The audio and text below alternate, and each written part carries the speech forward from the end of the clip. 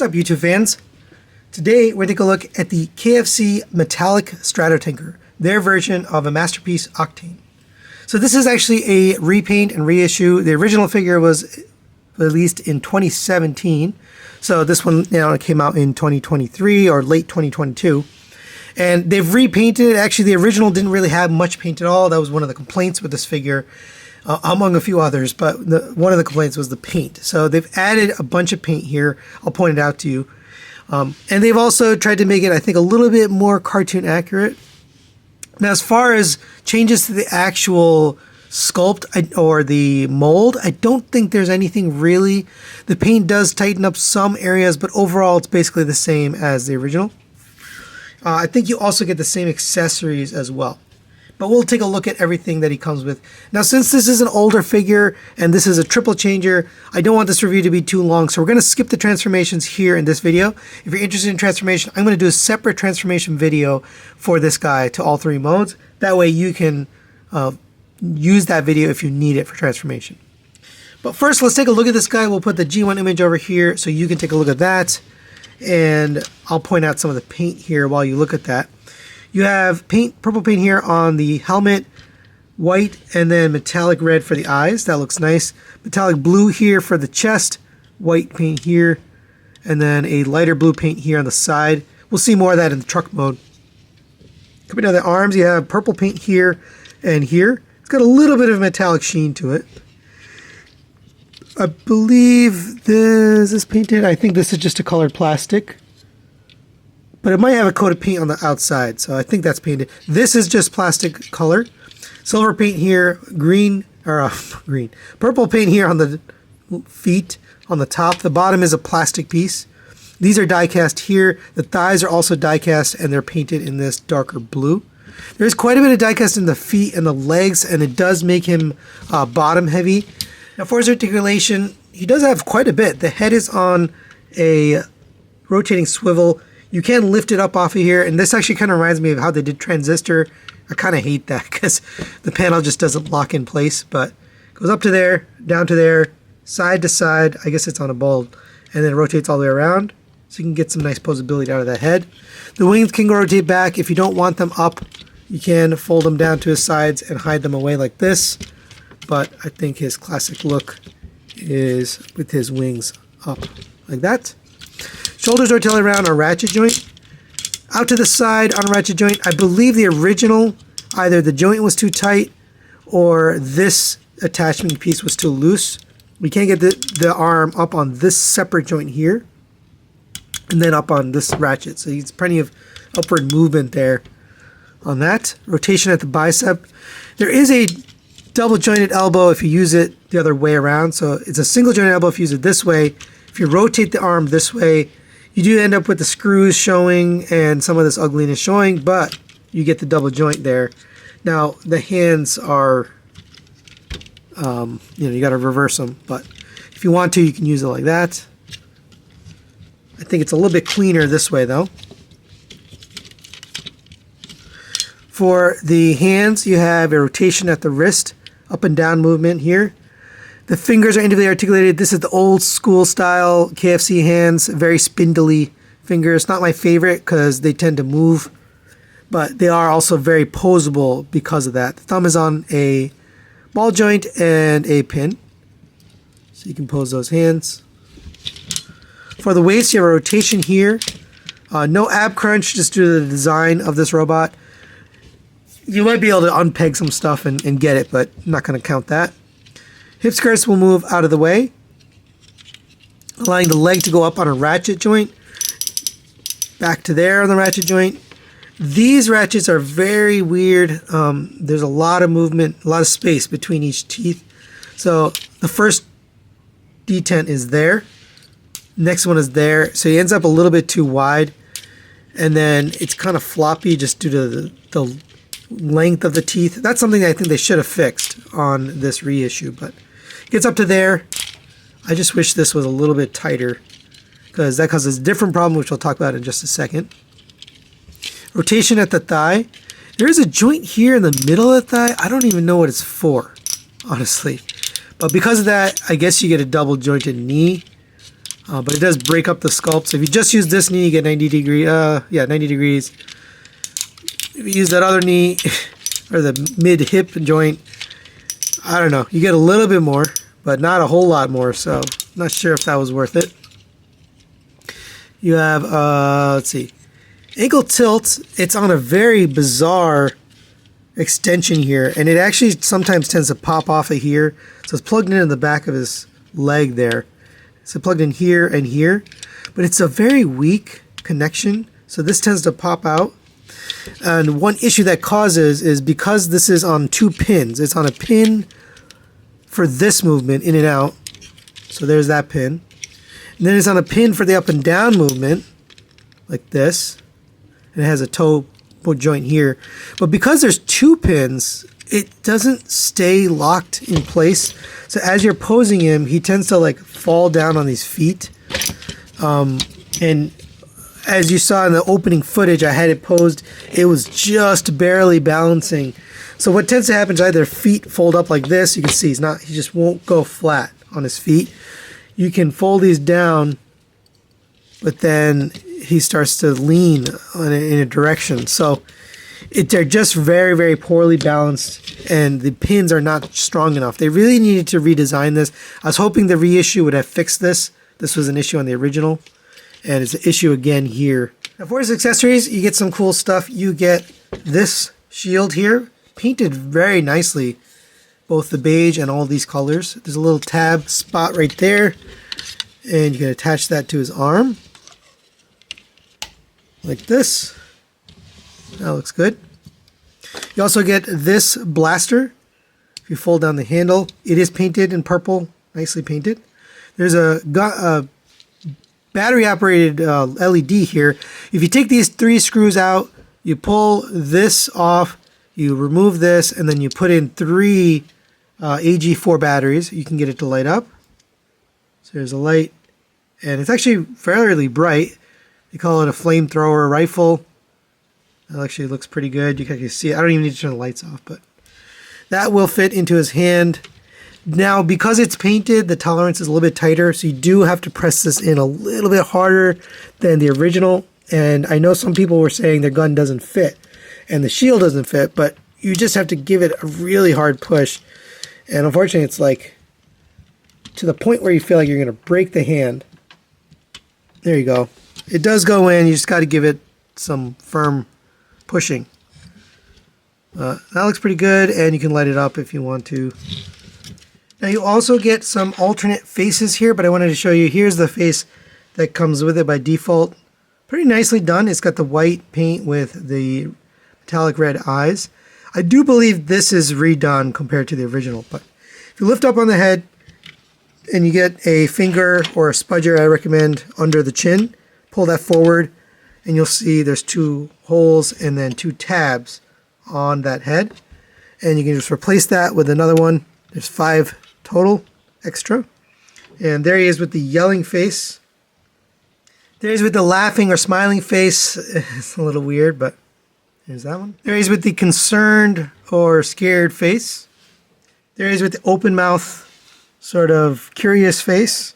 And there's with another sort of frowning looking face, but it's a straight face. Now here's the original. These 2 are probably the best ones, but I think the face they had him on him is probably the best one. All right, now let's get him transformed into his truck mode. And since we want to keep this video a little bit shorter, we're going to do the transformation off camera, and we'll be right back. And there we have Stratotanker in his truck mode. It is actually a pretty nice looking truck mode. Got some metallic blue paint here, white paint here across here, silver here for the lights, chrome for the grill, chrome for the smokestacks.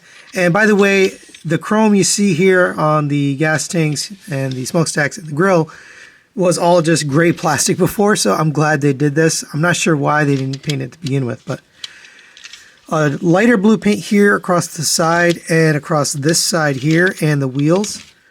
Translucent purple for the headlights and the windshield. All looks nice. That same beigeish gray paint we saw in the robot mode here on the trailer. A little bit of That silver there. On the back, you've got some actual painted taillights.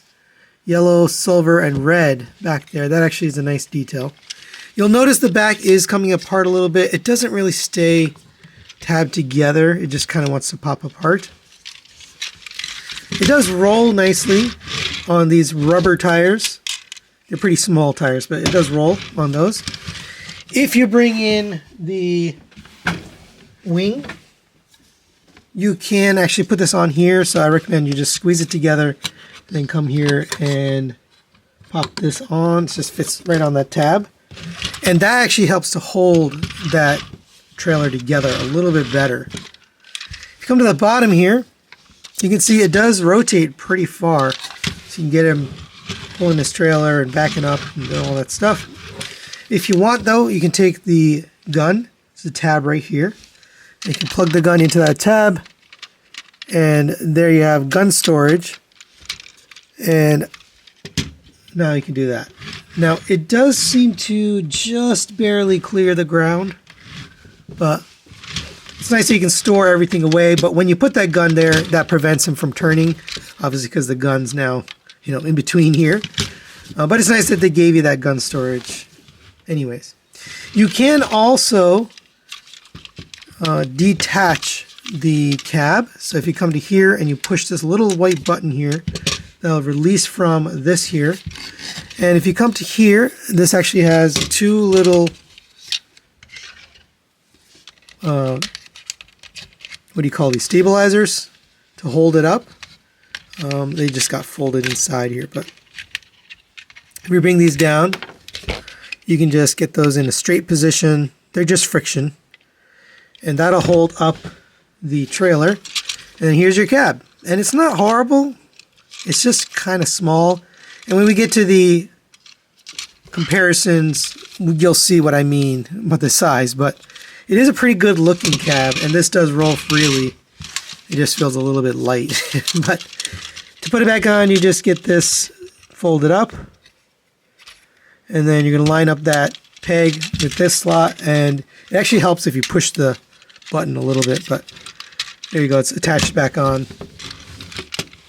There you go for the truck mode. And for a quick size comparison, there it is next to MP10 Optimus Prime and the Masterpiece smokescreen. And here's where the entire thing falls apart. It makes no sense. The size is way too small next to a car or a truck. And the funny thing is, here is G1 Optimus Prime. And G1 Optimus Prime is bigger than this. So it just really makes no sense. It's way too small. And I guess it's just a matter of conservation of mass. They can't work wonders. Now, I bet you a company like Fans Toys could figure out how to get this to expand so that in truck mode is larger. But for me personally, this doesn't work. It's too small for Masterpiece. And there is Stratotanker in his jet mode. And it does kind of look like a airliner, but the shape is a little bit off, the proportion is a little bit off, but you have a little bit of this beige paint on some parts, like here. The rest is a plastic, so here's painted, here's plastic. But you get that translucent purple for the cockpit and for the windows along the side. You get the purple here for the engines, which are the arms. You get the gray here for the wings. Now the wings are supposed to plug in. There's a little slot right there and a tab here. It doesn't line up on my copy anyway. It's just a little off. And if you push the arms back, then it's on an angle. And I did try to get it in on this side, and I got a little bit of scratch, a very small scratch there on that peg. So I decided not to push it any further because it just didn't seem like it lined up. But it's okay because the wings sit on top of there anyway. They're not going anywhere, so it's fine. I don't have to get it tabbed in. On the back, you have a little bit more of that gray and beige paint here on the tail fin, and a little more windows back here. All in all, pretty decent looking jet. The bottom, you do have the wheels here. These can fold up and hide away like that, although I prefer to have them out. Same for the front landing gear. It'll lock in place. I like that it has a tab that locks it. It does roll nicely on those wheels, so that's a good option there. As far as the weapon storage, this weapon doesn't really fit. It looks like it could have fit in here somewhere, in the cockpit maybe, but it doesn't actually go there. But you can store this wing piece here on the top. So same thing, hold this together, get the tab in, give it a firm push since it's painted parts, and that can sit on there. Kind of looks like a radar dish, I don't know, but you can store that there if you want to. You can also use the included flight stand, and in fact this is the only mode where it works. So you come to the bottom here, we'll take off that shield, and there's a little slot right there. That's going to go into this tab. So if you want it pointing upwards, you're going to point it like this with these on the back. Get this into here, and now you got the jet flying upwards. If you want it pointed downwards, just turn around, and now it's flying downwards. But a nice little option there for display. If you like the jet mode, you can display it with this stand. And for a quick size comparison, here it is next to MP10 Optimus Prime. And again, going to be too small. As we saw in the truck mode, it's not going to get bigger suddenly in the jet mode. And just to give you a more apropos comparison, there it is next to MP52 Skywarp. And yeah, again, just too small. If it was the same size as this, kind of the same height, same length and width, I think I'd probably be okay with it being, even though it's an airliner and should be much bigger than this F-15, I guess I would just still pass it, but it's just too small. So final recommendations on the KFC Stratotanker. I'm going to give this a 2 out of 5. I can't recommend this figure, and let me explain why. Now, as far as paint, that's the highlight of this figure. It does have plenty of paint, and the paint looks really good. But that's kind of where things end. The biggest issue with this is the stability. Taking this picture and putting it in this pose, he fell down so many times. And, you know, the magic of video editing is I can take all that stuff out, but he really is unstable. And that's one of the issues is these feet. The way they designed it, it's on such a thin piece and it's not ratcheted. I mean, it's got a ratchet, but it's very soft in both directions. And that makes for a very annoying to pose figure. And he's got a lot of weight on the bottom just due to the legs. We also have a loose arm. You know, this was up higher when I first posted, but you can see it just kind of falls on its own. It's I don't know. The joints are kind of weak. The leg joints are fine because they're on ratchets. The other thing is the teeth on these ratchets are too wide, and you actually end up getting it too far apart anyways, so he's just awkward to pose. So unless you're putting him in a straight A stance, you know, I wouldn't put it on the shelf in an aggressive pose because he's probably going to fall down. The other thing is, if, you know, I could probably forgive a lot of the issues, but the transformation's not fun, and the alt modes don't work. The alt modes are just too small for a masterpiece scale collection. I'm just going to leave him. And for me personally, you know, I want alt modes that actually work, that fit. The truck mode is way too small. It's smaller than the G1 Optimus Prime. And the plane mode is a little bit better, but still too small. So really the only mode that you're going to probably use is the robot mode. And that's the one that fails because of the feet. So I just can't recommend this. I wish KFC had fixed some of the issues, specifically the feet. That was the number one thing that was a problem before, and it's still a problem here. So that's it for today. Thanks for watching. We'll see you next time.